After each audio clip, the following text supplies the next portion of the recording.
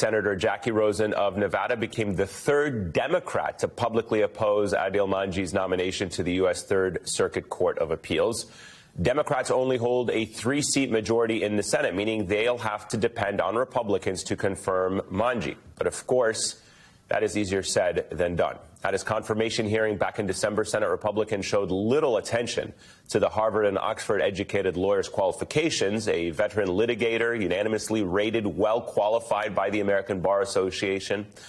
They instead chose to smear Mangi as an anti-Semite, despite him having the backing of several Jewish groups, including the Anti-Defamation League.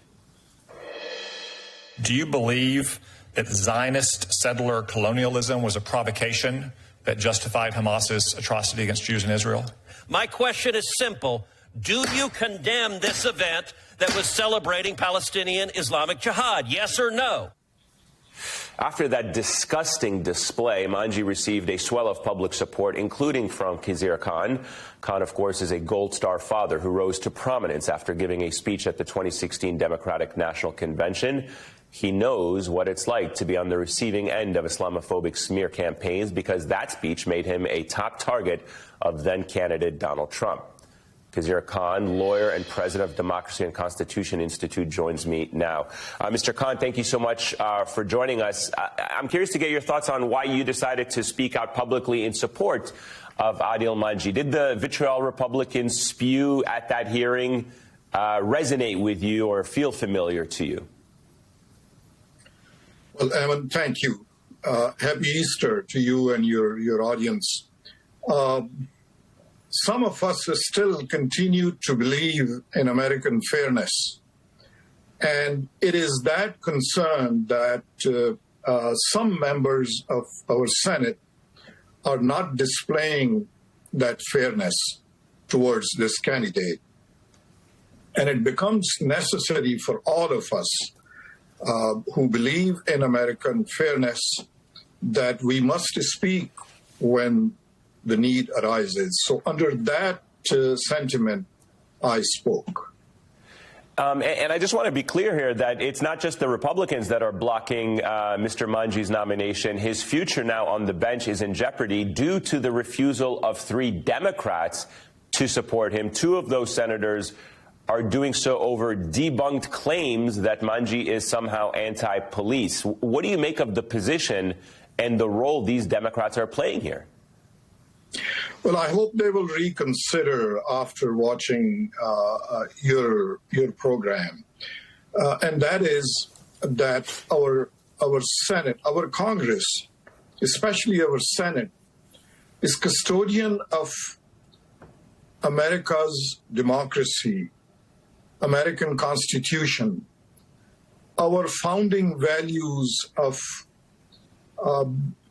fairness, equal dignity. And what they are displaying is it has chilling effect on at several levels that I'll explain further, that these senators, both Democrats and Republicans, will reconsider what impact they're having on America's fairness, America's judicial system. It is creating an environment that somehow, if you see and read the hearing of his confirmation in Senate, you get an impression as if doing pro bono work is something that a lawyer should reconsider. And I'll explain further that pro bono work is really something that all lawyers take pride in doing, and well-established law firms reward their members to do this pro bono work. So all of this criticism from both from Republicans and Democrats is on his pro bono record. Do you believe, Mr. Khan, do you believe that the White House, who obviously nominated Mr. Mangi, are they coming to his defense enough? Are they trying to exert enough pressure on these 3 Democrats who have not yet supported Mr. Mangi's nomination to the appellate court? No, I have all faith in White House sincerity that when a person is nominated by the president, they wholeheartedly and fully support the candidate, and especially a so well qualified candidate as Mr. Mangi is.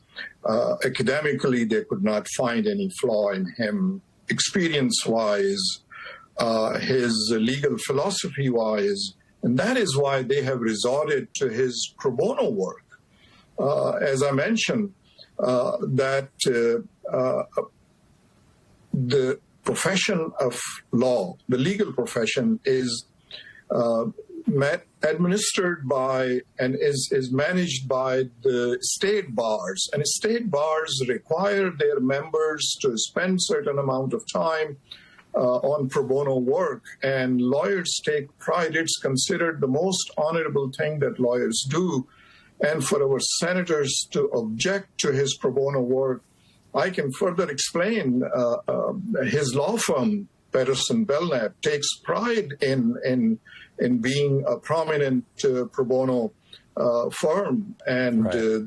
The only objection they are having about Mr. Mangi is that Rutgers Law School's Center for Security, Race and Rights, he was on advisory board where he attended once a year meeting for 4 years and without any administrative responsibilities or any other involvement. The second was his representation of Carl Taylor, a mentally ill man who was killed by prison guards. And because of the representation, such a powerful representation by Mr. Mangi, the state of New York agreed to a record settlement for the family. And more importantly, in that representation, he was able to make New York make changes in the prison protocol, meaning that he was able to insist and receive that